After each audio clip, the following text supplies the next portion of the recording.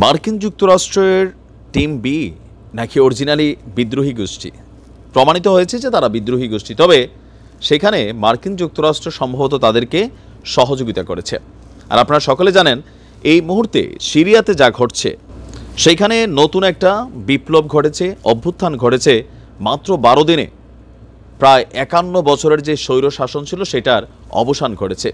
এই যখন অবস্থা, তখন নতুন নেতা সেখানে সামনে এসেছে। আপনারা অনেকে দেখেছেন, আমি এটা নিয়ে আলাদা একটা ভিডিও করেছি, যারা না দেখেছেন দেখে নেবেন।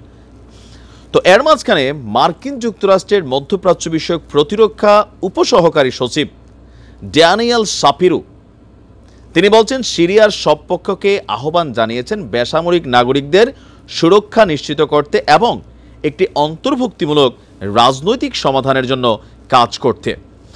আর তিনি বলছেন, যদি প্রেসিডেন্ট বাশার আল আসাদের সরকারের পতন নিশ্চিত হয়, তবে এ নিয়ে আর কারোর চোখের জল ফেলতে হবে না। কিন্তু আলোচনার বিষয় এটা না। বলা হচ্ছে যে এই মুহূর্তে সিরিয়াতে কিন্তু মার্কিনীদের একটা ঘাঁটি আছে। এখন এই ঘাঁটিটা কি সেখানে থাকবে নাকি থাকবে না? যেহেতু সিরিয়ার সরকারের পতন হয়েছে, স্বাভাবিকভাবে মার্কিনীদের উচিত এখান থেকে ত্যাগ করে চলে যাওয়া, কিন্তু মার্কিনীরা বেকা বসছে।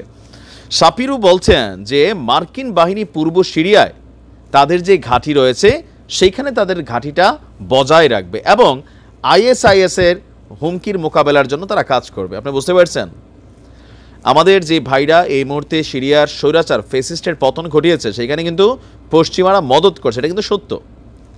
ফাইনালি তারা কেন টিকে গেল? রাশিয়া এখান থেকে একটু সরে গেছিল সামহাও, যে কোনো কারণে। যদিও এই মুহূর্তে রাশিয়াতেই আসাদ অবস্থান করছে, আপনারা জানেন যে আমার আগের ভিডিও যারা দেখছেন। তো আমেরিকা বলছে এই সামরিক উপস্থিতি সিরিয়ার সংঘাতের অন্য কোনো দিকের সঙ্গে সম্পর্কিত নয়। তাহলে তোমরা কেন থাকবা? একটা রাষ্ট্র তোমাদেরকে চাচ্ছে না, তোমরা সেখানে কেন থাকবা? বেসিক্যালি সিরিয়ার যে তেলের ভান্ডার, সেই ভান্ডারকেই লোপাট করার জন্য এই ধরনের অবস্থান। এখন এরা কি এখান থেকে বিদায় হওয়ার জন্য সিরিয়ার যে বর্তমান সরকার আছে তারা কোনো ভূমিকা রাখতে পারবে? রাইট নাও পারবে না। বাশার আল আসাদ প্রেসিডেন্ট ছিল, কিন্তু তার প্রধানমন্ত্রী কিন্তু এখনও রয়ে গেছে। তার রাজনৈতিক দল ছিল না, সেখানে স্বৈরশাসন ছিল, বাট একটা সিস্টেম সে ডেভেলপ করছিল। এখন আমরা দেখছি যে বিদ্রোহী নেতা যিনি আছেন তিনি সেখানে বিভিন্ন বার্তা দিচ্ছেন বা কন্ট্রোলিংটা তার হাতে নিচ্ছেন।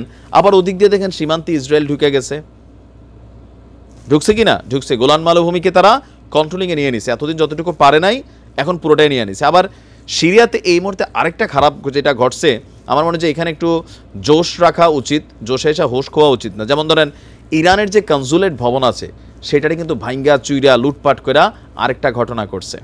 এটা একটা কারণ আছে যে বাশার আল আসাদের যেই রাজ্য বা সাম্রাজ্য, সেখানে ইরান তাদেরকে সহযোগিতা করছে তাকে ক্ষমতায় রাখতে। সেটা অন্য আরেকটা ভার্সন। আমি বলছি জিওপলিটিক্যালি ইরান রাশিয়া এখানে সিরিয়ার ক্ষমতায় বিদ্রোহীদেরকে আসতে দিতে চায় না। এটার মেইন কারণটা হচ্ছে যে বিদ্রোহীরা আপনার এখানে নির্দিষ্ট কোনো একটা গোষ্ঠী নাই ওইভাবে, আর যেই গোষ্ঠীটা আছে রাশিয়া এবং ইরান বারবার বলছিল তাদের প্যাট্রোনাইজ করছে ইসরায়েল এবং পশ্চিমারা, টাকা পয়সা দিয়া সিরিয়ার মধ্যে এরকম একটা পরিবর্তন তারা চাচ্ছে, আসাদের পতন চাচ্ছে, যেহেতু ইরান রাশিয়া সেখানে সাপোর্ট করছে।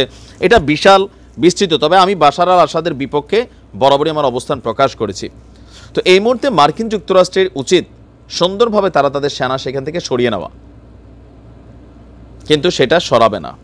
এর মাঝখানে ইসরায়েল সীমান্তের 50 বছর ইতিহাসের রেকর্ড ভেঙা ঢুকে গেছে আপনার এই ট্যাঙ্ক টুঙ্ক নিয়া, গোলান মালভূমি নিজেদের কন্ট্রোল নিয়েছে।